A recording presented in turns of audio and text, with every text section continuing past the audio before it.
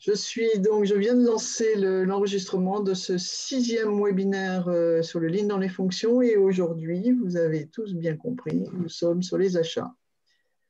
Un vaste sujet. Alors, on va parler achat de production. Je ne sais pas si tout le monde est familier avec ces termes production, non production. Aujourd'hui, on n'a pas prévu de vous parler des achats qui traitent du gardiennage, de la sécurité ou des agents intérimaires. On peut, mais on va être plus axé sur l'achat de production, de pièces, de matières premières, de composants. Donc, bienvenue à tous pour ce 6e webinaire. Et on va peut-être démarrer si mon… Là, j'ai vu le lien, j'ai pas besoin de… Voilà.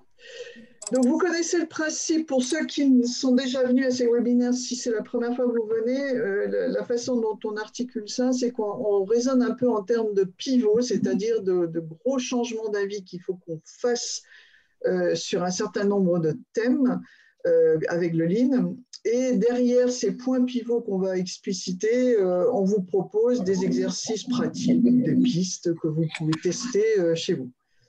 Donc, Michael, premier point de pivot, en fait, c'est presque une introduction pivot, mais ce n'est pas neutre. Il y a une vraie réflexion sur la supply chain. Est-ce qu'on est en train d'acheter du prix? Est-ce qu'on est en train d'acheter du volume ou de la compétence? Et qu'est-ce qu'on achète? Et c'est tout. Là, on avait la discussion à l'instant, c'est tout le problème de la fonction achat, c'est que la fonction achat, alors je vais dire des généralités qui sont bien entendu pas vraies au cas par cas, mais souvent la fonction achat achète du prix. Oui. Ou on lui demande d'acheter du prix. Ouais. Hein? Bah, pas par la nature de la façon dont les signaux sont faits. Quelqu'un doit avoir son… Alors, merci s'il vous plaît de fermer tous vos micros. Soyez sympa parce qu'il y a des perturbations sonores et nous sommes en train d'enregistrer. Voilà, c'est très sympa à vous. Mais pire qu'acheter du prix, il y a un truc, pire qu'acheter du prix, il y a acheter de la compétence. Et alors ça, on l'a vu très bien dans la crise là, au début puisque c'est incroyable, 1 an plus tard, on se retrouve exactement au même point, c'est complètement dingue quand même. Ouais. Mais c'était sur l'histoire des masques. Vous vous souvenez de la crise des masques? Et donc, la question, c'est est-ce qu'on apprend… Moi, je me souviens de mes contacts à Taïwan là, qui me racontaient qu'à Taïwan, ils ont fait un consortium. Très vite, on est en mars, très vite, ils font un consortium d'une 50aine de boîtes pour se mettre ensemble pour faire de la production de masques. Ils ont fait de la production de masques à haut volume. Donc, eux, ils ont décidé le truc de… Donc, la question de fond des achats, c'est make ou buy. Et eux, ils ont décidé make. Ouais. Et nous, à l'époque, on avait les mêmes débats. Et je me souviens, parce qu'avec Benjamin Garel, avec l'hôpital de Martinique, il avait regardé pour acheter des machines à fabriquer des masques. Et la conclusion du débat chez nous, ça a été que finalement, on est bien meilleur en achat qu'en fabrication. Donc on va l'acheter. Alors, c'est très intéressant ça, parce que du point de vue… ce qu'on me raconte sur Toyota, et c'est peut-être effectivement qu'une rumeur, hein, je ne sais pas, mais c'est que dans leur groupe, sur chaque composant qu'ils ont, ils ont une petite boîte qui appartient au groupe Toyota qui fait le composant, mais à petit volume. En tout cas, sur les composants critiques, c'est absolument certain qu'ils le font, parce qu'ils ont vraiment une analyse sur les risques et sur les domaines dont ils veulent garder la maîtrise. Et on verra plus tard que même quand ils ne l'ont pas, ils se débrouillent par de l'animation de réseau de fournisseurs pour rester en contact avec ceux qui savent. Donc, vous gardez la maîtrise permanente du truc. Ouais. Oui, c'est-à-dire, c'est intéressant, c'est que quand on commence à acheter de la compétence, nous, on la perd. Ouais. Et comme on a des produits qui sont très intégrés, du coup, on ne sait plus très bien comment est-ce que ça se branche avec le reste. Ouais. Et ce qui est sûr, par contre, c'est qu'on ne peut pas être bon en tout, ça c'est vrai. Donc, il faut acheter du volume, ça c'est certain. Et le troisième truc que nos organisations font souvent, c'est que souvent, elles achètent du prix. C'est-à-dire qu'on achète de la commodité indistincte. Traité comme une commodité. Oui. Alors, c'est très rigolo la façon dont Toyota aborde ça. On va beaucoup parler du livre Toyota Supply Chain Management. Il cite un chiffre qui date, c'est une étude de 92, hein, donc elle n'est pas toute récente, Ils disent que l'usine moyenne de Toyota, elle a 125 fournisseurs, alors que l'usine moyenne, à la même époque de General Motors, en avait 800. Et la même étude analysée au niveau corporate, je pense que c'est vraiment pure production, il n'y a pas de hors production là-dedans. Il y en avait 224 en corporate pour l'ensemble de Toyota et il y en avait 5500 chez General Motors. Donc, ce travail de partenariat, c'est-à-dire même s'ils n'ont pas la compétence, avec qui ils vont faire un partenariat de compétences, c'est extrêmement travaillé, extrêmement réfléchi et il y a vraiment une volonté d'être très, très fort dans le lien. Il y a très peu de fournisseurs et c'est très, très lié. Ils sont très… Alors, on ne sait pas la question des rangs 2 et des rangs 3, mais je ne pourrais pas vous dire. Mais par contre, le schéma est très intéressant ici, parce que nous, on a tendance à penser en termes de value chain. C'est une fausse idée, ce ne sont pas des value chains, ce sont des value network. Oui. On voit les conséquences que ça peut avoir. Je ne sais pas si vous vous souvenez, mais autour de 2008, par là, Toyota a eu un énorme problème, il y a eu une énorme crise de pédales d'accélérateur qui étaient sticky. Oui. Toyota n'a pas compris ce qui se passait au début, parce qu'ils n'ont pas compris qu'ils étaient dans une crise politique. Parce qu'en fait, ils ont trouvé des cas, mais c'était extrêmement rare. Il y a eu, enfin, au total, ils en ont trouvé vraiment quelques unités, dans des conditions atmosphériques très particulières. Mais par contre, ce qui était très intéressant, c'est que c'était des pièces qui venaient du fournisseur canadien et non pas et c'était un problème qu'ils n'avaient pas avec le fournisseur japonais. Donc, un des trucs qu'on ne voit pas du tout en termes de qualité, c'est que la réalité étant ce qu'elle est, aucun fournisseur ne va fournir exactement la même pièce. Donc, une des causes de variabilité dans le process, c'est le fait qu'on se fournit, plus on augmente le nombre de fournisseurs, comme on le voit dans le schéma, plus on augmente le nombre de fournisseurs pour la même pièce, plus en fait on augmente la qualité qu'on va avoir parce qu'on augmente la variabilité dans le process. Ben oui, parce que ce ne sera jamais exactement le même process. Il va y avoir aussi des fournisseurs parfois au niveau 2, 3 ou parfois de certains composants clés. Donc, comme c'est des tout petits trucs qui rentrent dans des choses, c'est comme la levure dans le pain, personne ne se rend compte qu'en fait, c'est une boîte qui tient tout. Comme celle-ci, par exemple, là dans le schéma, si celle-ci flanche, elle met en péril toute une série de… On est en train de voir en ce moment sur les cartes électroniques. Ouais. Donc, c'est vraiment intéressant de regarder la supply chain, non pas comme une supply chain, mais comme un supply network, et de se poser la question sans arrêt de make ou buy, ce n'est pas l'un ou l'autre, c'est souvent make and buy. Et c'est pour moi le point pivot central, c'est qu'on sort de make or buy, et on fait make and buy. Oui. Qu'est-ce qu'on make et dans quelle mesure on le buy et à qui? Oui. Et on buy dans quelles conditions, hein. On va le voir plus précisément. Petit exercice pratique facile pour les acheteurs, mais c'est une bonne question que vous pouvez vous poser quand vous n'êtes pas acheteur. Enfin, je dis facile pour les acheteurs parce que normalement les acheteurs savent répondre à cette question. Mais quel est le pourcentage acheté de votre produit ou service? Et il y a peut-être des produits ou services dans vos boîtes dont vous ne connaissez pas la réponse. C'est très intéressant. Regardez une étude de McKinsey de 2011. On ne soupçonne pas le montant phénoménal qui est acheté par rapport à ce qui est produit par la boîte. Dans l'automobile, il est fréquent que ce soit 70-80%. La pharmacie c'est beaucoup mis à acheter. Je crois qu'ils étaient plutôt autour de 20. Ils sont maintenant plutôt à 40-50. C'est impressionnant. Donc, c'est une très bonne question à se poser parce qu'en fonction du pourcentage acheté, justement, il va falloir se poser la question sur ce fameux supply network. Ce qui nous amène au deuxième point de pivot pour un peu expliciter ces partenariats. Ça vient du Toyota Supply Chain Management, qui est un bouquin vraiment très, très intéressant. Et ils expliquent, j'ai essayé de le retraduire sur un tableau, c'est ce petit extrait qui est là. Ils ont 6 catégories de fournisseurs, en fait. Et vous voyez que, sans les décrire tous, vous avez le cas numéro 1 où vraiment le constructeur, Toyota, a la main totale. C'est-à-dire que non seulement ils font tout le design du produit, mais ils maîtrisent tellement le procédé manufacturing qu'ils l'imposent à leurs fournisseurs.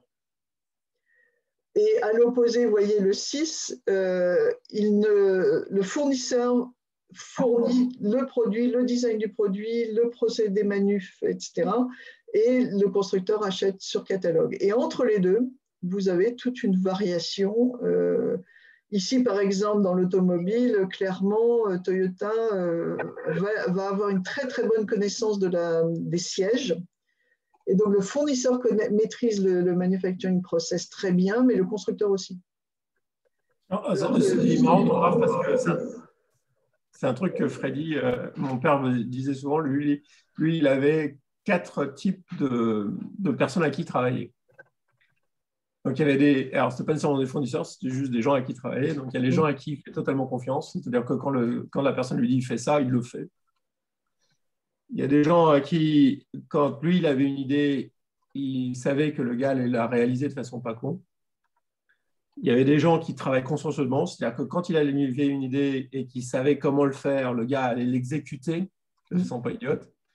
Et puis, il y avait ceux où, de toute façon, quoi qu'on fasse, ils allaient planter le truc parce qu'ils trouveront toujours une façon de faire le truc de la façon la plus idiote possible et de le planter. Donc, c'était pas aussi structuré que ça, mais on voit que c'était la même réflexion. C'est la démarche de est-ce que c'est critique ou pas, et est-ce que j'ai confiance ou pas, ou est-ce qu'il y a un savoir-faire que je n'estime pas devoir acquérir. Enfin, lui, il s'en servait, si je me souviens bien, plutôt sur ses collaborateurs que ses fournisseurs. Mais c'est la même idée fondamentale, c'est-à-dire qu'on est de qui on est entouré. On pense que nous, on se voit toujours comme maître de notre propre destin et qu'on fait tout, mais en fait, non. On travaille au sens de système, au sens d'équipe. Et donc, cette supply base, cette supply network est un des plus grands facteurs de notre succès. Et c'est très intéressant parce que souvent, quand on voit les gens qui font du lean, ils se plongent dans ce qui est facile à voir, c'est-à-dire le process qu'on a en face d'eux. Et puis, ils ne regardent pas d'abord ce qui se passe à l'ADV, c'est-à-dire comment on traite la gestion de la demande client. Et ils ne regardent pas non plus la supply base.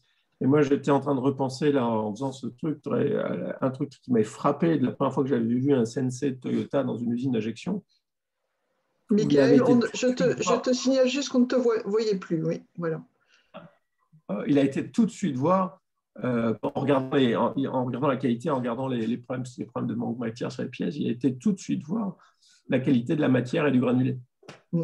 Donc, c'est-à-dire cette vision beaucoup plus large. Oui, il y a le process devant nous, mais le process est tiré par des demandes clients qui sont manipées par des systèmes d'ordonnancement, mais aussi le process est très, très dépendant de ce qui se passe en entrée au niveau des fournisseurs. Bien sûr. Alors, du coup, l'exercice pratique, il est assez simple. Enfin, il est assez simple. La question est assez simple. Quel est le profil de votre supply base sur la base de ces 6 catégories ou de ces 6 niveaux de partenariat? Et là, ça devient vraiment intéressant de se poser la question en termes de criticité, en termes de compétences du fournisseur. Est-ce que vous en avez 12 sur le même produit? Est-ce que c'est sain? Est-ce que vous avez des produits critiques où vous n'avez qu'un seul fournisseur, single sourcing? Est-ce que c'est ça? Comment vous faites, etc. Donc, l'exercice est vraiment très intéressant. Alors, je pense que vraiment, c'est un point pivot du Lean, c'est se dire que notre succès dépend de notre supply base. Ce n'est pas d'aller regarder ce qu'on fait avec les fournisseurs un par un, mais ça va prendre cette vision beaucoup plus large en disant dans quel état on est au niveau de notre supply base. Et je suis toujours surpris à quel point c'est difficile de faire ça aux boîtes. Parce qu'en fait, on ne peut pas demander aux achats de le faire. Il faut que ce soit compliqué fait, parce c'est beaucoup plus stratégique. C'est de la R&D, puisque oui, il faut avoir un avis technique sur ça. Et par contre, une fois qu'on a fait l'exercice, on se dit « Ah, ça y est, je comprends ». Mais c'est vrai que ça ne peut pas être que l'acheteur, parce qu'il faut prendre la dimension entière de la boîte et les produits qu'on veut faire demain et les savoir-faire qu'on veut craquer demain ou les technologies qu'on veut maîtriser demain, etc. Alors, le point pivot suivant, hop, l'obsession, là, on revient vraiment dans le cœur du lean. Vous savez que le cœur du lean, c'est l'obsession du lead time. Pas des stocks, on confond un peu les deux. L'idée, c'est vraiment qu'on va essayer de réduire le temps de traversée des produits. Et donc, ça amène en supply chain une idée très simple, c'est que si on veut réduire les lead time, on est obligé d'avoir des supply chains assez locales. Donc, il y a un autre élément qui vient se greffer dans le choix des fournisseurs, c'est qu'on va plutôt soit avoir des fournisseurs locaux, soit encourager nos fournisseurs, par exemple Toyota avec ses fournisseurs japonais, il les a encouragés à l'accompagner dans le monde entier. Donc cette vision, à nouveau, c'est un des grands débats qu'on a avec les achats, parce que cette vision de lead time n'est pas toujours compatible avec la vision prix. Non. Et alors, le fait que le premier critère toujours en ligne, c'est la qualité de la supply.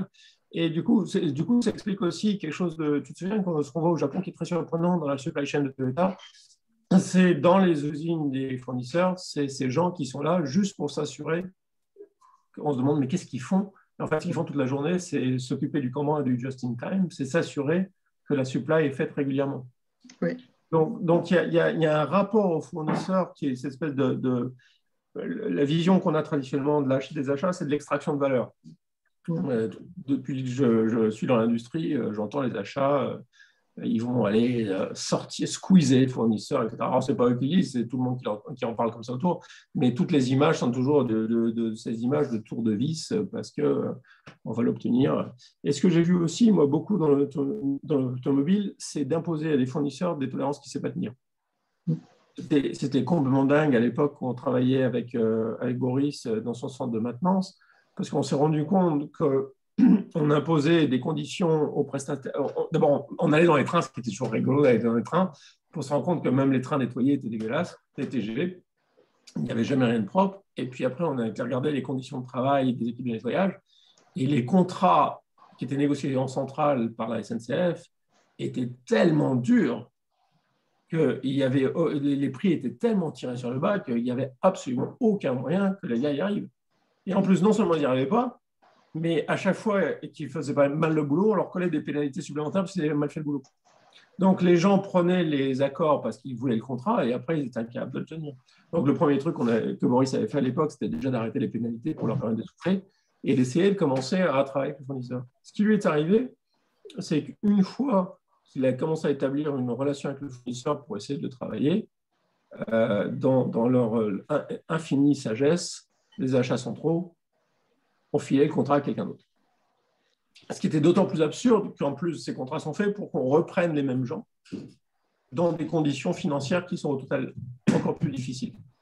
Donc c'est vraiment ce modèle qu'on a, nous, d'extraction de valeur, c'est qu'on va squeezer le fournisseur. Moi, je l'ai vu la longue défaite de l'industrie automobile en travaillant avec des fournisseurs, en voyant le constructeur leur mettre le pied sur la gorge et leur faisant tout cracher. Et évidemment, le premier truc qu'ils ont craché, c'était les budgets de R&D. Ils ne savaient plus faire les trucs, on leur mettait des pièces qu'on ne savait pas tenir, on les forçait à accepter des tolérances qui étaient intenables.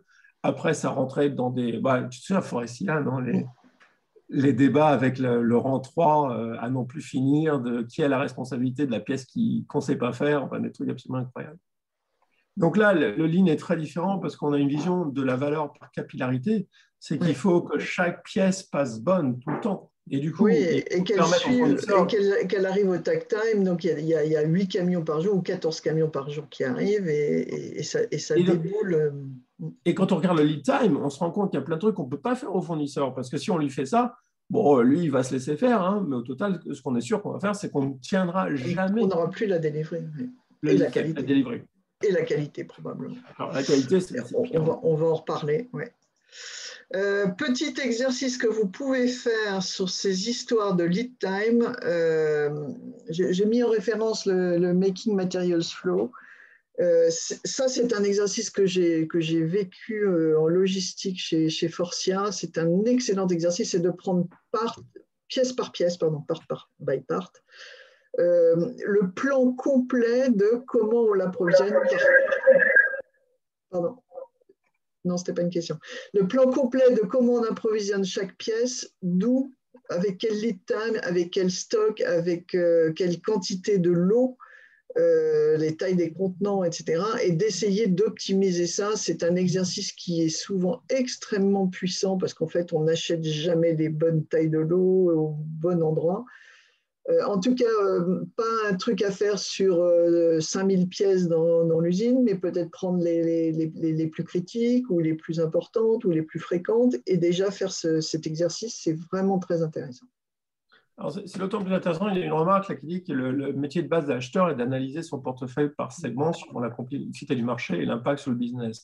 C'est vrai, mais ce qui est intéressant, c'est, je me souviens de chez Jacques Chaise, la Socla, ah mince, le nom de l'acheteur m'échappe, un type très astucieux.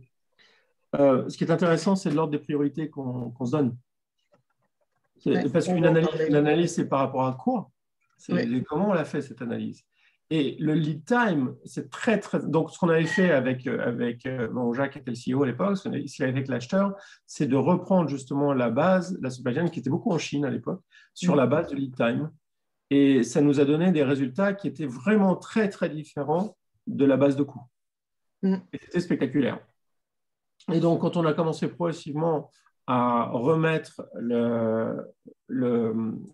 base des fournisseurs sur la base du lead time, ce qui était étonnant, c'est que sur le papier, ça paraissait idiot parce qu'on le perdait apparemment sur les coûts, mais qu'est-ce qu'on a sorti comme cash? Alors, comme toujours, c'est toujours l'argument du lean qui est difficile à expliquer, c'est que dès qu'on sort du cash, le corporate pique le cash et nous laisse avec les coûts. D'accord, gentil les gars, mais en fait, on l'a sorti le cash. Tu veux dire le gain en mètre carré, par exemple, est phénoménal parce qu'on a beaucoup moins de stock.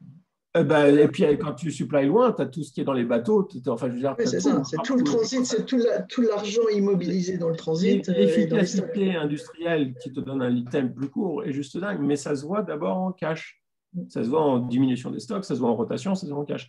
Alors, la vraie difficulté, c'est qu'effectivement, sur les trade-offs qu'il y a à faire sur les prix, le corporate te pique le cash parce que ça généralement, ça n'apparaît pas dans le PNL et te laisse les coûts. Enfin, tu vois le truc, quoi. Mais tout ça pour dire que je suis entièrement d'accord que le métier de base de l'acheteur, c'est d'analyser le portefeuille. Mais les clés de priorité du portefeuille sont vraiment très importantes. Et le lead time en ligne, le lead time, c'est vraiment, quand on commence à regarder par le lead time, on a une vision complètement différente de sa supply chain. Alors, c'est très intéressant, ça nous fait une très bonne transition sur le point suivant, parce que quand Toyota achète et qu'ils construisent leur partenariat, regardez dans quel ordre ils vont raisonner. Et c'est pas anodin, parce que de toute façon, quand vous êtes sur la prod ou quand vous êtes dans la boîte en général en interne, c'est aussi comme ça qu'ils raisonnent. C'est d'abord protéger les gens par les aspects sécurité. Ensuite, on protège les clients par la qualité. Et on ne va travailler les volumes et les coûts qu'après. Les coûts, d'ailleurs, étant une résultante bien souvent de tout ce qu'on aura fait en amont sur la safety, quality, volume. Alors, ça il faut comprendre de voir cette hiérarchie. Et oui, il faut comprendre le problème de la hiérarchie de priorité. C'est souvent, quand on regarde autour de nous, on se dit il y a que les gens qui ont énormément de chance qui arrivent à avoir un salaire élevé, une bonne qualité de vie et s'intéresser à leur travail. Alors, il y en a qui arrivent, hein, j'en connais, mais pas beaucoup. Il faut vraiment un coup de bol. Mais il faut comprendre le problème. Si on commence par se dire, moi, ce qui m'intéresse, c'est le fric, je veux du salaire. Donc, on va aller naturellement vers des professions où on gagne de l'argent. En ce moment, c'est la finance, ce qui va nous amener, il y a des chances à Paris, à faire des métiers très chiants. Si inversement, on dit, moi, ce qui m'intéresse, c'est la qualité de vie. Donc, à ce moment-là, on reste à Bordeaux, en province. On va du coup pas avoir les mêmes opportunités de job en termes de salaire ou en termes d'intérêt. Si on se dit, comme moi, ce qui m'intéresse, c'est, dans mon cas, c'est l'intérêt du job et deuxièmement, la qualité de vie, bah, on est obligé de faire un sacrifice à un moment donné. Il y a un truc qu'on n'y arrive pas. Donc, ce que je veux dire par là, c'est que quand on a une hiérarchie des priorités, ça change la forme de nos solutions. Parce qu'en fait, la première priorité nous barre un certain nombre de solutions. La deuxième priorité nous barre le deuxième segment de solutions. Et généralement, la troisième priorité, elle est juste même pas tenable. Donc, en fait, le fait que Toyota ait formalisé ça et conscientisé ça est assez incroyable. Parce que oui, il faut tout en même temps. Oui, c'est un système. Oui, on ne peut pas faire l'un au détriment des autres. Mais il y a toujours une hiérarchie des priorités. Et en fait, une des grandes bagarres qu'on a quand on se bat avec les managements de boîtes pour faire du lean, elle tourne autour de ça. Ceux qui sont prêts à tout, sauf remettre en cause ça. Parce qu'eux, ce qu'ils mettent en premier dans leur hiérarchie de priorité, c'est les coûts. Oui, c'est les coûts, oui. Et safety est un marqueur très puissant parce que safety, il y a plein de choses derrière. Ça veut dire qu'on va traiter des situations dangereuses, qu'on va écouter les gens, qu'on va comprendre le gemba avec leurs yeux, qu'on va se mettre à traiter des tas de problèmes qu'ils ont au jour le jour. Et donc, on va créer de l'engagement et la hiérarchie ne fonctionne pas sans ça. C'est la base. Absolument. C'est la vraiment... base. Alors, il y avait des grands débats sur qu'est-ce qui va en premier, safety ou qualité, etc. Et je me souviens que le compromis, c'était safety always et quality first. Mais oui. Si on n'est pas d'abord engagé sur la safety des gens, c'est sûr qu'on aura un peu le reste. Mais ce qui est intéressant aussi, c'est qu'en fait, quand on se bat sur les coûts comptables, on finit par avoir des coûts exceptionnels considérables. Et donc, ce qui est vraiment très intéressant avec cette hiérarchie appliquée à une supply base, c'est-à-dire alors que le prix arrive en dernier, l'effet sur le coût réel est qu'en fait, on est très cost-effectif. Et ça, c'est évident. Et ça, c'est pas évident à voir.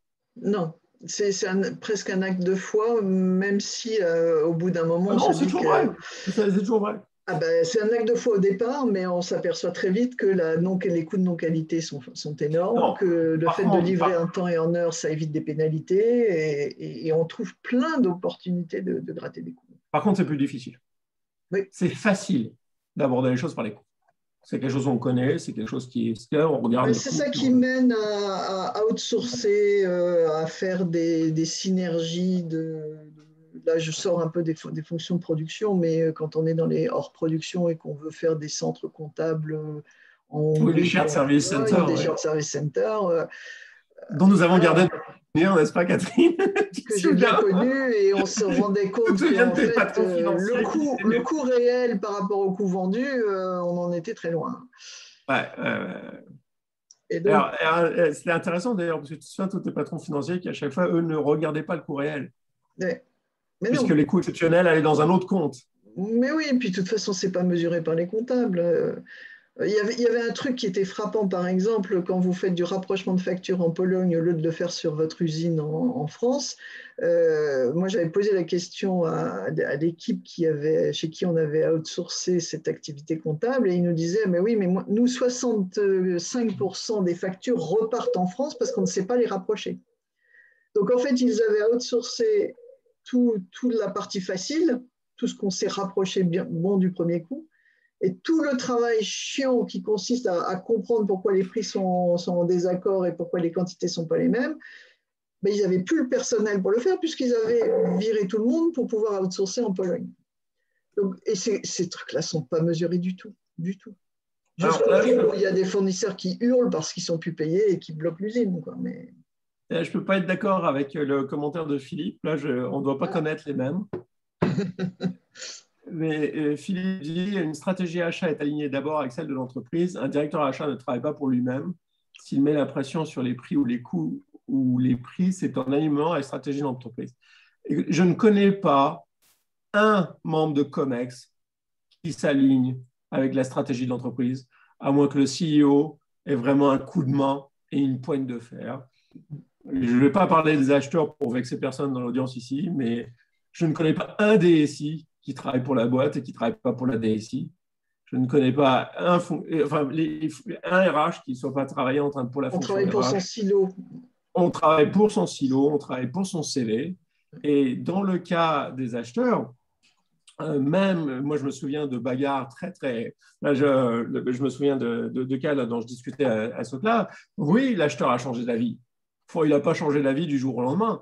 La stratégie de Jack était sur le lead time depuis des années et il a fallu négocier très très fort et très durement pour que l'acheteur envisage de changer d'avis parce que en fait, l'acheteur était persuadé qu'on faisait une connerie monstrueuse et que lui, pour sauver la boîte, il fallait absolument qu'ils maintiennent la pression sur les prix, parce qu'il ne faut pas quand même, faut pas déconner, le CEO a peut-être une stratégie, mais ça ne nous empêche pas d'avoir un avis. Donc, je pense que, enfin, je vois pas le truc comme ça. Je crois qu'il y a un vrai débat d'éducation et de formation. Je peux répondre. Bonsoir. Bonsoir Philippe. Philippe Turas, c'est moi qui ai fait la remarque. Il y a quand même une stratégie d'entreprise qui amène les gens à être alignés. Après, il y a des objectifs par fonction qui sont parfois incompatibles. Ouais. Pour avoir vécu des célèbres débats il y a un certain nombre d'années, à titre anecdotique, quand les acheteurs dans l'automobile avaient des objectifs de sourcing dans ce qui s'appelait à l'époque les LCC. Oui, c'est à l'époque de marketing. Le pourcentage des LCC, voilà. Le marketing achat, là, aller trouver des nouvelles sources. Exactement. Et puis, il y avait des gens de la supply chain qui demandaient des livraisons par taille de lot de plus en plus réduite, avec des chiffres magiques que j'ai connus dans pas mal d'entreprises et qui se ressemblaient. Mais globalement, quand une entreprise met la pression sur les coûts et est alignée sur les coûts et ou sur les prix, ce qui n'est pas la même chose et qui mériterait aussi un débat, les directions achats mettent la pression sur les prix ou sur les coûts. Mais, en fait, ce qu'on est en train de dire, Philippe, on est bien d'accord, c'est qu'en fait, quand la stratégie de l'entreprise est alignée sur les coûts, et je suis d'accord sur les prix, c'est encore autre chose, mais disons sur les prix, sur les dépenses, tout le monde est d'accord. C'est ce qui est le plus simple. Par contre, moi, ce que j'ai vécu, c'est les moments où on fait du lean, on fait un pivot, c'est-à-dire qu'on se met à aligner la stratégie de l'entreprise sur la satisfaction client et sur le lead time. Et il y a une stratégie, parfois j'ai des images de patrons en face de moi très claires, comme ce que vous disiez, brutalement, on regarde les tailles de l'eau, etc. Et bien, toutes les fonctions disent « Ah non, là, je ne suis plus d'accord ». C'est-à-dire que oui, bien sûr que quand on a pris le plus petit, enfin le facteur, le plus petit facteur commun qui est de dire qu'on va juste tous faire des coups, alors là, tout le monde est d'accord, évidemment. Mais quand on ne fait pas ça, puisqu'on fait du lean, dès qu'on change de point de vue, même au niveau du CEO, au niveau stratégique, avant que ça suive derrière, alors, et là on parle des achats, mais parlons de la finance. Mais après, c'est un sujet de management de transformation. Moi, je ne vais pas monopoliser le débat, mais on était sur l'automobile et sur le lean. Je pense que c'est un sujet qu'on est en train de discuter là, ce n'est pas un sujet de management, c'est un sujet de pivot. C'est-à-dire c'est un sujet d'éducation, c'est un sujet de montrer aux acheteurs qu'il y a d'autres façons d'acheter, d'autres priorités, pour qu'eux-mêmes, de leur propre fait, comprennent la stratégie qu'on veut suivre et s'inscrivent dedans. Ce qui était le cas, ça arrive, hein, moi j'ai des cas dans lesquels l'acheteur change d'avis. Et d'ailleurs, après, quand il y a un changement de patron, il a du mal parce qu'il faut qu'il rechange d'avis encore. Mais on est bien en train de discuter ici du lean, c'est des points de pivot. Et là, les points de pivot dont on est en train de parler, c'est des points de pivot sur la fonction achat. Alors, peut-être pour continuer d'ailleurs dans ce débat, pardon, excusez-moi, un exercice pratique que vous pouvez faire, que vous soyez d'accord ou pas avec ce qu'on est en train de vous dire, mais en tout cas, regardez déjà comment les acheteurs sont incentivés. Moi, je me souviens, effectivement, vous avez cité le pourcentage en low-cost country. C'est un pouce au crime terrible. Vous avez les incentives, effectivement, sur des réductions. Sur les coefficients d'achat. Oui, sur les coefficients d'achat, sur les réductions de coûts. Donc, attention, regardez, c'est un bon exercice à faire pour voir comment est-ce qu'on avance sur les achats. Alors, point de pivot suivant. Là, on a maintenant notre hiérarchie et on va les prendre l'un après l'autre. Je passe sur la sécurité, mais on va prendre la qualité. La qualité, elle va beaucoup se travailler en amont, c'est-à-dire quand on prépare la prod, c'est-à-dire quand on est plutôt dans la phase de lancement de produit ou de réflexion sur le lancement de produit. Donc, il y a vraiment un travail ici. C'est un extrait d'une présentation qui avait été faite par Toyota Motor Manufacturing au Canada. Elle est un peu ancienne, elle date de 2009, mais elle n'a pas fondamentalement changé. Vous avez vraiment un travail de gestion de la relation avec le fournisseur au moment du projet de lancement et ensuite un travail que vous allez retrouver sur la production de masse. Alors ça, quand on travaille avec pour les gens qui sont fournisseurs, c'est très spécifique à Toyota. Honda le fait aussi. Ce qui est assez étonnant quand on est fournisseur, c'est ce qui se passe, c'est le démarrage de production et la préparation de la production. Mm. Donc, quand on le voit du côté du fournisseur, on vit quelque chose qui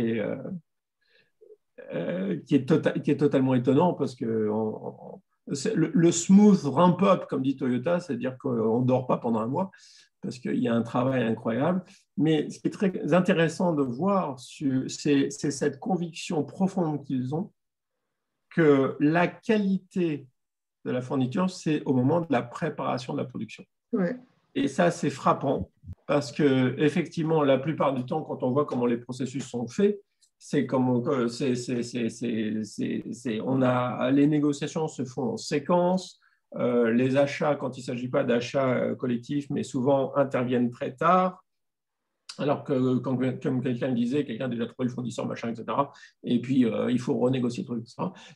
Et on arrive au moment de lancement de production et on est complètement en vrac. Et on découvre que les tolérances ne sont pas tenues, etc. Et tu te souviens de toutes les histoires d'horreur qu'on a vécues comme ça. Ce qui est très intéressant dans le modèle ici, c'est cette conviction que la qualité ne se garantit pas en mettant de la pression contractuelle sur le fournisseur à donner des pièces bonnes, etc. Elle se garantit par la présence qu'on a au moment de la préparation de la production. Cette phase amont, ouais. Absolument. Moi, je me souviens, c'est une anecdote, mais c'était un équipementier automobile que j'accompagnais et ils avaient découvert en fait que leur prototypeur était sollicité directement par le constructeur automobile pour tester une pièce. Donc, c'était des pièces en caoutchouc. Donc, ils montaient la pièce en caoutchouc, ils l'envoyaient directement au constructeur et le constructeur, sur cette base-là, se disait « Tiens, oui, je vais peut-être les solliciter pour mon prochain appel d'offres parce qu'ils ont l'air de savoir faire. » Et en fait, ces prototypeurs étaient dans un coin isolé, personne ne savait ce qu'ils faisaient. Et ils savaient déjà, quand ils montaient le prototype en slow build et à la main, que ça allait soit très bien marcher en production de masse, soit pas du tout marcher. Pas le faire du tout, oui. Et personne ne venait les voir. Et donc, on découvrait, donc on faisait l'appel d'offres, on lançait le projet, on avait les jalons, enfin tout le machin.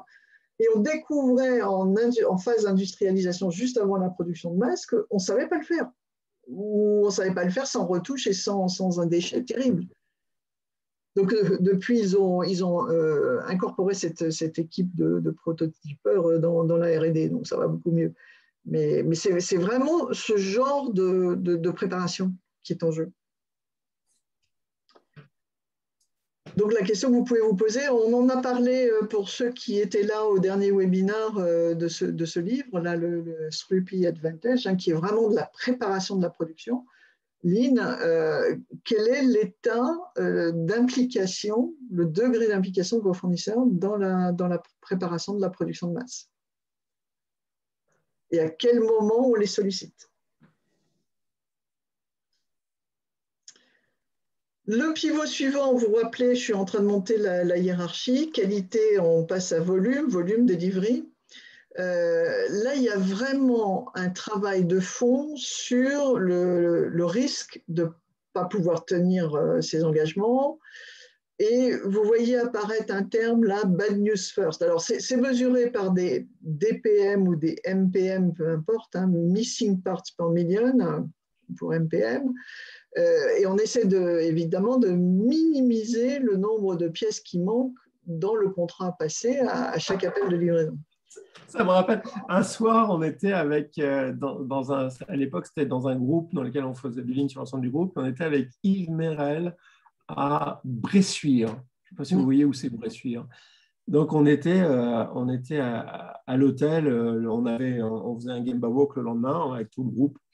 Et à 11h du soir, Yves, qui était le lean coordinateur pour le groupe, reçoit un coup de fil de l'usine de Valenciennes, de Toyota, qui s'inquiète qu'il y a des pièces qu'ils attendent soit ou ne soient pas dans le camion et qu'ils n'arrivent à joindre personne à l'usine. Donc, comme ils avaient son numéro à lui, c'est eux qui l'appellent.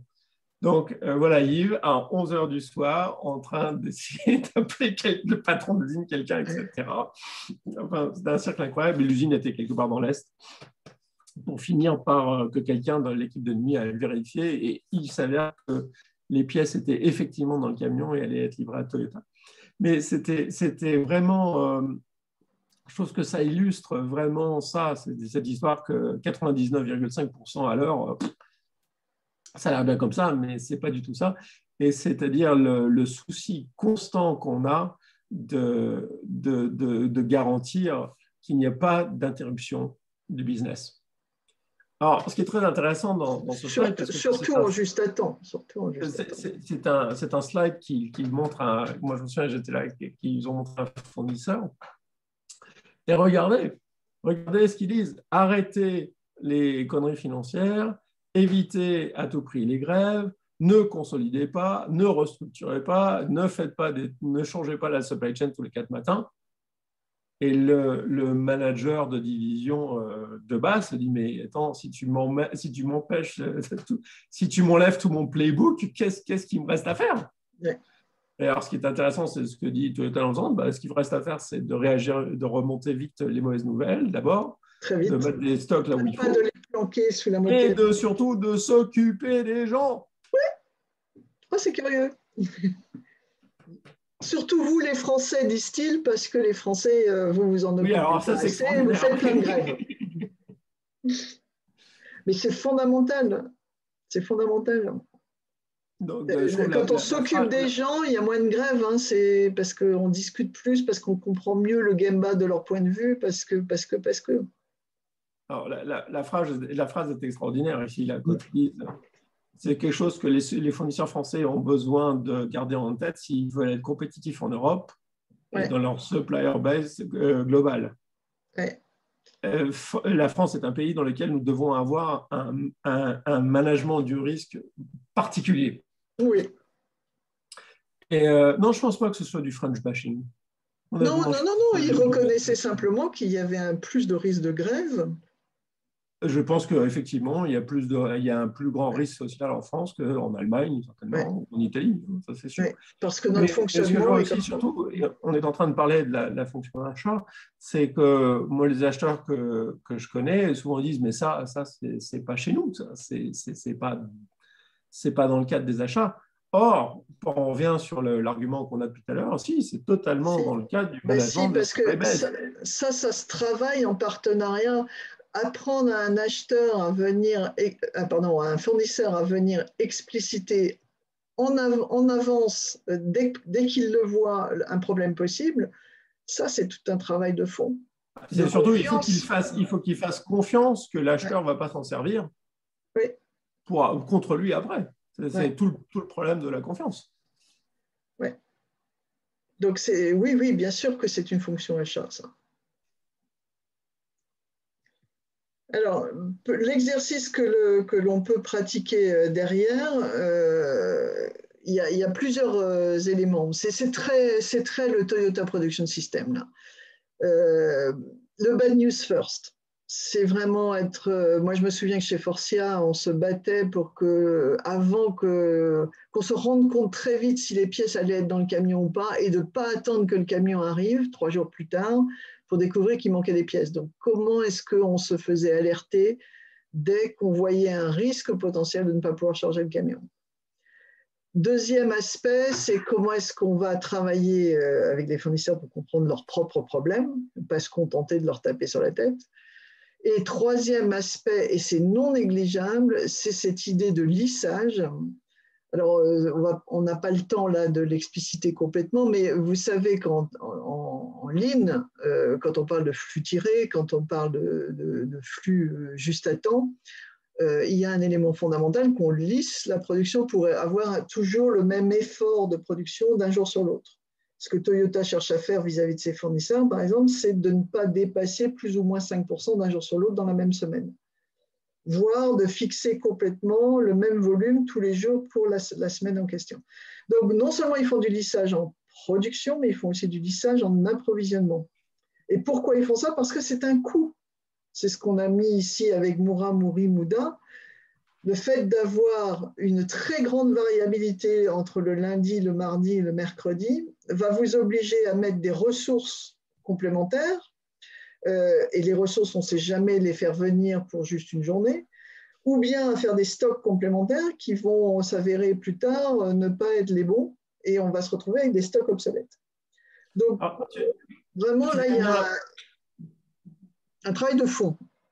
Oui, tu vas dire un truc très intéressant, ça c'est du TPS de base. En fait, je parlais récemment à des gens de Toyota en Angleterre et avec Jeff Licker sur le Toyota Way, sur sa deuxième édition. Et les acheteurs sont censés connaître le Toyota Way. Ils ne sont pas censés, et le TPS, ils ne sont pas censés être des MED, on ne leur demande pas de faire du Kaizen, etc. Mais ça fait partie. Mais il faut comprendre les grands enjeux. L'éducation des acheteurs, ça fait partie du job de l'acheteur de connaître et de comprendre le Toyota Way, en particulier dans sa dimension système, c'est-à-dire entre les différents aspects du TPS et les implications des assureurs. Donc, je pense que c'est vraiment très intéressant parce que c'est vrai que souvent, quand on fait des transformations en ligne, on vient aux achats plus tard. Donc, on fait la transformation en amont parce qu'on va s'occuper au client, on va dans l'usine et puis on va tard aux achats sur la supply base. Alors qu'un des trucs que j'ai appris, moi, c'est qu'il faut vraiment mettre l'acheteur dans le coup dès le début. Parce que c'est là que c'est par là que ça, enfin, je veux dire que le plus grand impact qu'on va avoir sur la transformation, c'est aux achats. Juste pour citer un chiffre qui date de mon époque de Forcien, ce qu'on disait toujours, c'est qu'une usine qui faisait du lissage à ses fournisseurs avait en moyenne 1 jour de stock de moins que les autres. On parle d'une dizaine de jours de stock. Chez Forcia, à l'époque, c'était 10 à 14 jours de stock. Donc, 1 jour de moins, pratiquement 10% de stock en moins, par le simple phénomène de lissage. Alors, on a comme toi, je ne comprends pas, là, c'est la responsabilité du SOM ou du SCM? Oui, c'est moi, Eric Michel. Je suis SCM manager chez BorgWarner et la plupart des activités dont vous parlez sont de la responsabilité de mon pôle logistique et pas du tout de mes acheteurs, en fait. Oui, donc, bah tout ce qui est VSM, tout ce qui est travail sur les stocks, travail sur le lead time est basé ou est de responsabilité de nos logisticiens. Alors, SOM, ça veut dire chez nous Supply Order Management. Donc, c'est le procurement. Bien sûr que ça va être mis en œuvre par des logisticiens, mais il faut que les acheteurs comprennent la logique. Ça va plus loin, ça, c'est le point de pivot. C'est vraiment le point de pivot. Si on voit la fonction achat comme la responsabilité de la supply base, c'est le point de pivot, c'est-à-dire que la logistique ne peut se faire que dans le cas d'une fonction achat qui s'occupe de ça. C'est ce que je disais quand on parlait de ce classe, c'est ce que je disais quand l'acheteur a compris à pivoter du lead time par rapport au prix. Et en fait, ce qu'on va voir aussi, c'est qu'on va voir chez Toyota, il y a beaucoup d'activités d'intégration des fournisseurs qui vont être des activités de Kaizen, j'allais dire purement de production, qui sont menées et animées par la fonction achat. La fonction achat, le choco. Et là, ce que vous dites, c'est très, très juste. Mais on est en train, justement, puisque ces séminaires sont là pour distinguer la façon lean d'aborder les sujets par rapport à la façon traditionnelle, c'est qu'en fait, quand on a une vision de la value network et non pas de la supply chain, donc on a une vision de l'importance de la supply base, de qui sont nos fournisseurs, on se rend compte que le rôle des achats est prépondérant dans les résultats qu'on va obtenir, non pas dans la partie transactionnelle, mais dans la partie relationnelle avec la supply base. Donc, ça rend le boulot des acheteurs beaucoup plus intéressant d'ailleurs. Oui, d'ailleurs, on arrive à ce degré-là. Et pour ça, du coup, il ne faut pas avoir 5500 fournisseurs. Hein, ça, c'est clair. Mais comme dit Catherine, ça n'empêche pas que les activités va y avoir des activités de Kaizen sur la logistique, ça. Complètement, bien sûr. Pour que bien ces sûr que ça va être fait par la logistique. Puissent se produire, il faut qu'on soit dans une structure d'incentive et de confiance qui permettent de le faire. Et ça, c'est dans les mains des achats. Ouais. Alors, oula, je n'avais pas vu le temps passer. Je vais accélérer un tout petit peu pour qu'on ait un peu de temps pour avoir une discussion un peu plus, même si on discute un peu au fur et à mesure de vos commentaires. Le point pivot, pardon, excusez-moi, je terminais ça. Le point suivant dans la hiérarchie, les coûts. Les coûts vont être travaillés fondamentalement par la VAVE. Je pense que tout le monde est familier avec le terme Value Analysis, Value Engineering. Je vous ai mis même une référence d'un des grands sensei de Toyota, Nampashi Hayashi, que tu as bien connu, je crois, Michael. Non, c'était le sensei de mon père. Oui, ou ton père l'a très bien connu. Et c'est vraiment important de comprendre que quand il cherche, bien sûr que Toyota fait un travail sur la réduction des coûts en permanence, mais la réduction des coûts, elle se fait beaucoup moins en achetant moins cher qu'en fabriquant moins cher. Et donc, tout l'art du truc, c'est de voir comment le fournisseur pourrait arriver à fabriquer moins cher. Et comment on l'aide pour le faire. Non, absolument. Et alors, là, ce qu'on va voir après, c'est ce que j'avais vu. Donc pareil, ça tombe. Alors, vous allez me dire, si déjà les activités logistiques ne tombent pas chez les achats, ça va être difficile de faire des activités d'engineering, mais en fait, c'est le même sujet. Oui. Donc, l'exemple d'après qu'on a, c'est une usine que j'ai vue, qui est une usine de Boshoku, un fournisseur de Toyota au Brésil, et dans lesquels il y avait clairement une OBIA qui était dédiée à leur propre tissu de fournisseurs. Donc, il y avait une salle spécifique pour ça, dans laquelle ils suivaient les activités de VAVE qu'ils faisaient, de value analysis et value engineering, qu'ils faisaient dans les deux sens. C'est-à-dire, il y avait des activités qu'ils faisaient pour Toyota, le client, et après, ils regardaient l'impact que ça avait sur leur supply chain à eux. Donc, c'était intéressant parce que c'était vraiment, c'était un endroit, par rapport aux discussions qu'on avait, c'était un endroit acheteur, c'est un endroit achat, et dans lequel il y avait l'impact sur la logistique, sur l'ingénierie, sur machin, etc. Et bien sûr, il y a des gens de l'engineering qui viennent aider, et bien sûr, il y a des gens de la logistique qui viennent aider. Ça ne peut pas être l'acheteur tout seul. Moi, ce qui m'avait frappé dans cette usine, c'est que c'était un sujet achat. C'est emmené par les achats, en fait. Alors, question que vous pourrez vous poser, est-ce que vous avez, sur certains composants, certaines pièces, des activités de ce type de VAVE et avec qui? Alors, c'est très intéressant d'ailleurs parce que c'est un travail qu'on va faire avec l'engineering. Donc, toujours pareil, quand on est en train de forcer d'améliorer le teamwork, les sujets de voir comment est-ce que... Il y a un vrai sujet d'achat parce que quand mon père est devenu le directeur industriel de Valeo, à l'époque, bon, tout ça était très à la mode. Et ils étaient venus, il y avait deux constructeurs qui étaient venus. Il y avait General Motors qui était venu les voir et il y avait Toyota qui était venu les voir. Donc, General Motors prend les temps sur la ligne et dit, bon, ben voilà, écoutez, vous avez à peu près 30% de productivité à gagner sur cette ligne, sur cette pièce. Vous nous en donnez 15% tout de suite et puis on va vous apprendre à faire les 15% restants.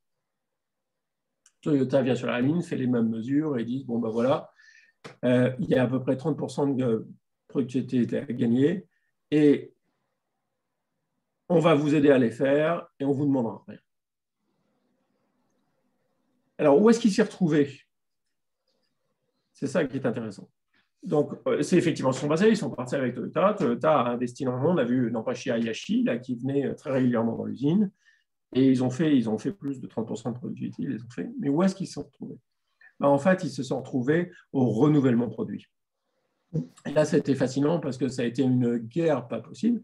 Parce qu'il a fallu convaincre les bureaux d'études d'intégrer tout ce qu'on avait appris sur les activités de productivité dans le produit suivant. Mais c'est dans le nouveau produit, dans le renouvellement produit, et là, ils ont partagé moitié-moitié. Donc, on voit qu'il y a vraiment, c'était des activités, essentiellement des activités d'ingénierie, mais on voit que la part des achats était très importante, puisque c'est par les achats qu'on faisait le deal, en disant où est-ce qu'on structure la répartition de la valeur. Donc là, en fait, ce qu'on a vu, l'activité qu'ils faisaient dans l'usine pendant la durée du produit, c'était de la value analysis. Et là, je me souviens très clairement, mon père était très étonné parce que Toyota ne leur a rien demandé. Et après, ça a conduit à la partie de la value engineering, où là, ils ont partagé les gains. Donc, c'est une approche d'achat qui est très particulière. Alors, là aussi, un point de pivot majeur qui est très lié au fait qu'il favorise le partenariat avec un nombre réduit de fournisseurs. On a noté avec Michael, quand on préparait ce webinaire, au moins 4 façons qu'ils ont de collaborer avec les fournisseurs. Toyota Supply Chain Management parle notamment, par exemple, des Jishuken Groups. On a eu l'occasion, Michael, tu te rappelles, au Japon, de discuter avec un fournisseur de rang 2 qui était… aussi, oui. Donc, ce sont des groupes, ce sont des communautés de pratiques, si vous voulez, entre fournisseurs de Toyota, qui sont… Animés par les achats. Pardon, animés par Toyota. Par les achats. Par les achats. Et par les achats, pardon, de Toyota. Et ils se réunissent et ils se critiquent eux-mêmes et ils essaient de mettre en place des expérimentations pour améliorer leur suivi. Et c'est un jeu win-win parce que, bon, d'abord, les fournisseurs apprennent entre eux, puisqu'ils sont sur des métiers ou des savoir-faire un peu similaires. Donc, ils apprennent ensemble, ils apprennent avec Toyota, et Toyota, de son côté, apprend sur ses pièces et ses composants. Je vous en parlais au tout début, c'est un des moyens qu'a Toyota de garder la maîtrise technique sur les pièces. Parce qu'évidemment, quand ils sont dans ces groupes Jishuken, ils vont dans un grand détail sur la fabrication et la conception de la pièce. Alors, les Jishuken Group, ils ont aussi des guest engineers, c'est-à-dire qu'ils font venir des fournisseurs. Alors, ils ne sont pas les seuls à le faire, mais ils font très systématiquement venir des ingénieurs, des fournisseurs chez eux, notamment par exemple dans toute la phase de design, mais aussi pendant la production, c'est-à-dire qu'après le lancement du produit, ça ne va pas être forcément les mêmes. On va avoir des ingénieurs de production qui vont venir sur les lignes de Toyota et qui sont le lien en fait entre le fournisseur et Toyota. Vous avez aussi tout le travail de VAVE qu'on vient d'évoquer, hein, où ils ont un travail de fond sur des pièces, des matières, etc. Et ils peuvent prendre aussi des activités de développement de fournisseurs. Ça peut se faire dans le cadre d'ailleurs d'une certification de fournisseurs. Ils décident qu'ils ont envie de travailler sur le long terme avec un fournisseur, ou en tout cas de tester, d'expérimenter un travail de long terme, et ils vont venir l'aider à monter en gamme. On a un exemple juste derrière.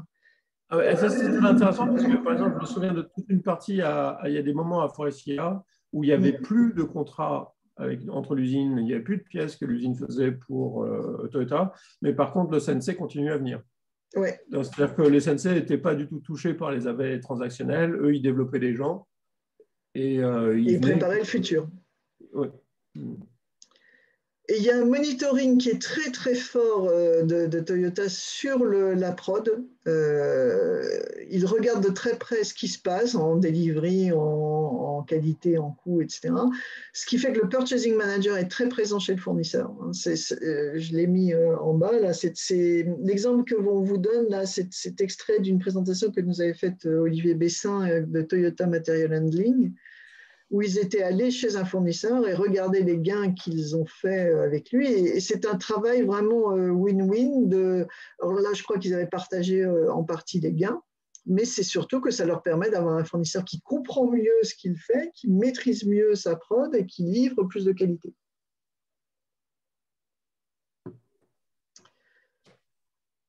Je crois qu'on arrive… Alors, on l'a dit tout à l'heure, l'exercice pratique derrière, c'est qu'il faut quand même que le purchasing manager ait une notion du TPS. De toute façon, c'est le passage obligé dès qu'on fait le lean. Le pivot central, c'est que tous les directeurs fonctionnels, c'est bien tout le problème des transformations.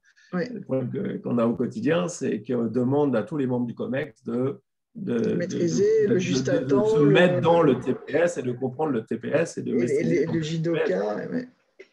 C'est de la transformation. Et là, ouais. Par contre, pour moi, le point essentiel de cette session sur les achats, c'est une erreur que j'ai souvent faite et qui est pas, parce que c'est pas facile, c'est d'amener l'acheteur très très tôt dans le processus.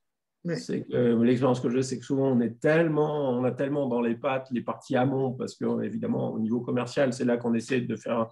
On commence le lissage au commercial, donc on a déjà ça dans les pattes. Puis évidemment, on a l'usine dans les pattes. Et puis, alors, il y a la logistique quand on essaie de faire du flux tiré.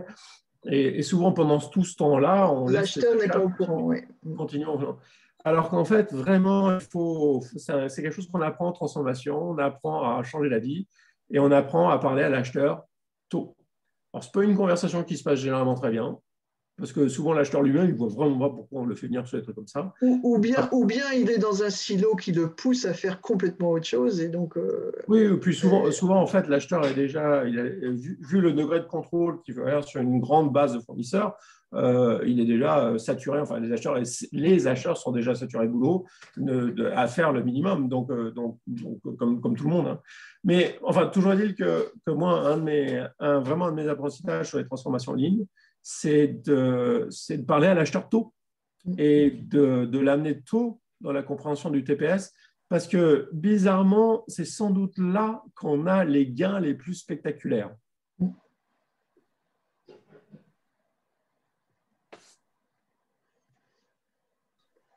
Et ce n'est pas l'acheteur qui va faire le supplier development, on est tous d'accord, mais l'acheteur peut accompagner ce savoir-faire, on peut être sur place pour créer l'accord. Chez Toyota, hein, il y a beaucoup d'activités de supplier development dont la responsabilité est dans le département des achats. Hein. Ouais. C'est pas eux qui le font. Mais ce n'est pas eux qui le font. C'est chez eux que ça se passe. C'est des experts TPS, des anciens du TPS. Oui, c'est des experts TPS, mais à nouveau, comme on est en train de regarder la responsabilité de la supply base, on ne va pas laisser les gars non plus faire n'importe comment. Ouais. On arrive à la conclusion quand même, si on veut pouvoir discuter un petit peu. Clairement, la conclusion de tout ça, c'est que la capacité d'innovation de notre boîte, elle est très liée au choix des fournisseurs qu'on fait. Alors, c'est comme ça qu'on a tué notre industrie. Ouais. Ça, c'est clair. C'est qu'en squeezant beaucoup trop fort sur les prix, le premier endroit où les fournisseurs ont été taillés, ça a été dans les bureaux d'études. Et une fois qu'on perd notre capacité d'innovation, c'est l'ensemble de la chaîne de la valeur qui perd sa capacité d'innovation. Donc ça, c'est vraiment un des points fondamentaux, c'est que nos fournisseurs, ce sont eux les spécialistes du domaine, ce sont eux qui sont au courant de ce qui se passe, ce sont eux les porteurs d'innovation. Et tant qu'on les traite comme des prestataires, on s'interdit d'avoir leurs suggestions et leurs idées. Et ça nous coûte au total très, très cher. 70%, 80% de nos produits sont achetés. Oui, et puis ne pas s'appuyer sur leur savoir-faire. Pensons à l'IT, pensons à tous ces endroits où il se passe des choses incroyables. Il y a que les gens qui sont dans le domaine qui savent ce qui se passe. Regarde ce que fait Jean-Claude avec les matériaux. Je veux dire, quand on voit l'expérience de Jean-Claude, qui est un spécialiste des matériaux, et que ses clients veulent pas écouter. Enfin, je veux dire, le manque à gagner est incroyable. C'est souvent chez le fournisseur que sont les îles. Ouais. Nous avons fait le tour. Alors, est-ce que nous avons des questions ou on a essayé de répondre un peu à vos commentaires. Alors, parle-t-on de groupes de pairs sur le même fonctionnement que les codev? Est-ce que c'est des groupes de pairs? C'est à propos des Jishuken, je suppose que cette question avait été posée. C'est pas forcément des pairs, hein, c'est plutôt des groupes, ils peuvent être 4-5 entreprises. Alors, attendez, je remonte un petit peu. Alors, est-ce qu'on peut avoir la même approche que partenariat sur les marchés publics? Et honnêtement, rien n'est fait pour que ça se fasse comme ça. Donc, il faut être un peu astucieux au cas par cas. Il n'y a pas de réponse générale. Mais clairement, et alors les marchés publics, que dire? Mais clairement, tout est porté sur du transactionnel. Et tout est porté sur du transactionnel, contrôlé par de l'administratif et alourdi, etc. Et rien n'est fait pour travailler en confiance et en partenariat. Ça, c'est sûr. Mais ce n'est pas parce que rien n'est fait que ça nous empêche de le faire, parce que du coup, l'avantage concurrentiel, il est là quand on arrive à le faire. Mais il faut vraiment comprendre effectivement contre quoi on se bat. C'est que c'est pas fait pour. C'est pas fait pour. Et on revient dans le débat qu'on a sur la stratégie Lean entre ce qu'on appelait le 4D et le 4C. C'est notre management est obsédé par l'idée de prendre la bonne décision des options qui sont sur la table. Donc, les grands chefs pensent qu'ils savent déjà tout.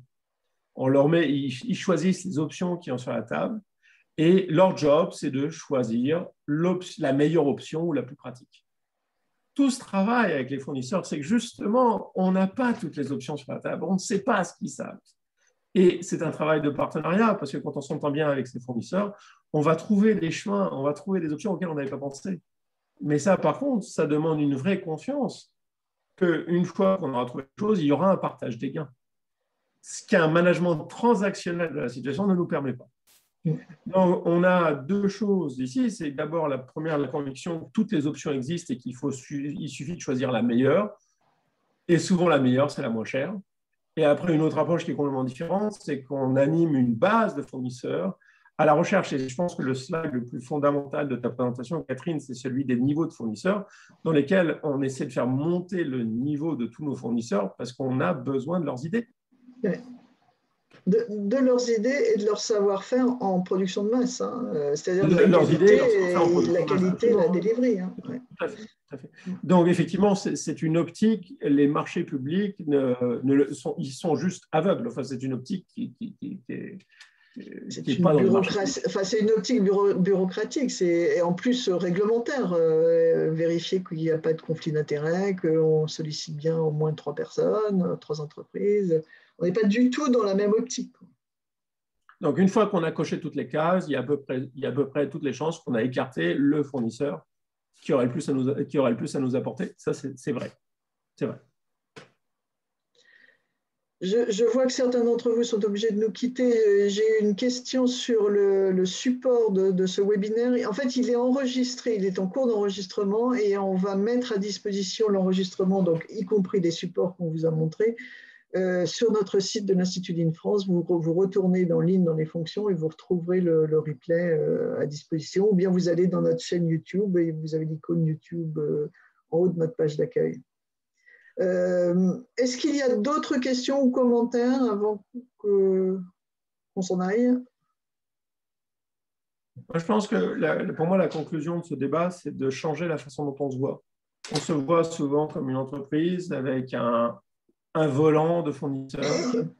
Et je pense que ce n'est pas ça. Je pense qu'on est qui sont nos copains. Donc, il faut se voir comme cette supply base. Il faut changer cette vision.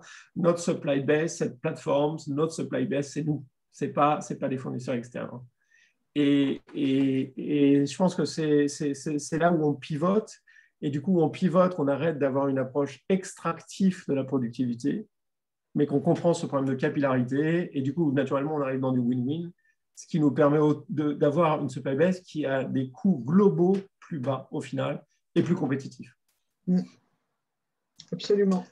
Un webinaire sur les achats hors prod. Je ne suis pas sûr de comprendre la question. La même chose, mais plutôt axé sur tout ce qui n'est pas pièces, matières premières, composants et pièces, c'est-à-dire justement les achats de shared service center de compta, l'informatique. Oh, ça, c'est plus toi que moi, là. Tu as plus de métiers là-dessus. Oui, mais je ne suis pas sûr que probablement je raconterai des choses très similaires. Hein. Les prestataires, ouais. Alors, le hors prod est beaucoup plus compliqué, évidemment, parce qu'il est beaucoup plus hétérogène. Quand vous achetez des prestations de juristes, de consultants ou de gardiennage, vous n'achetez pas la même chose. Et parfois, vous avez de la production de masse et parfois, c'est de la production extrêmement customisée et spécifique. Donc, le TPS s'appliquera plus ou moins bien, etc. Mais ce qui revient, c'est les catégories de mon père. Est-ce qu'on a des gens qu'on écoute parce qu'on leur fait confiance? Est-ce qu'on a des gens qui sont astucieux une fois qu'on leur a dit ce qu'on va faire, qui savent comment le faire? Est-ce qu'il y a des gens qu'une fois qu'on leur a dit ce qu'on veut faire et comment le faire, ils vont le faire? Regarde l'exemple de nettoyage de la SNCF dont tu parlais. Oui, est-ce que ce sont des gens qui ont envie d'apprendre à mieux nettoyer les trains ou est-ce qu'ils sont juste là parce qu'on leur a serré le kiki? Oui, ou quand tu parlais de prestations juridiques ou de toutes les prestations, la question, c'est une question de compétence et de confiance, on en revient toujours à ça. Et la compétence et la confiance, on ne sait pas la construire dans un monde transactionnel. Non. On ne sait pas. Le monde transactionnel nous réduit au plus petit facteur commun, c'est-à-dire le minimum pour le prix, et on ne sait pas. Et donc, après, il faut le voir, et ça se construit personne par personne, sujet par sujet. Absolument. Mais je ne nous vois pas faire un séminaire. Enfin, moi, je ne me vois pas faire un séminaire. Non, essayez de... Alors, on est à votre disposition. Essayez d'y réfléchir sur la base du webinaire, relisez le webinaire et repensez-le en version hors prod, et on est à votre disposition si vous avez des questions spécifiques. Vous pouvez toujours nous écrire à info@leanfrance.fr, c'est sur notre site et on vous répondra le plus vite possible. Je précise que le prochain webinaire a lieu le 5 mai et qu'il portera sur un sujet très intéressant aussi, c'est la DSI dans l'entreprise. Donc là, il ne s'agit pas de la des tech, il s'agit vraiment de la fonction de DSI, de la direction des systèmes informatiques de l'entreprise, où on va retrouver des problématiques d'ingénierie, de production de masse, de qualité, de livraison et de people management. Donc ça va être aussi passionnant. Donc vous pouvez vous inscrire, c'est sur le site de l'Institut d'Infrance. Et bien évidemment, ce webinaire a été enregistré et va être mis en replay à votre disposition. On vous souhaite une très bonne soirée à tous. Un grand merci d'avoir été là. C'était un peu dense, donc peu de temps pour discuter avec vous, mais merci en tout cas de nous avoir challengés. Merci bien. Bonne soirée. Bonsoir.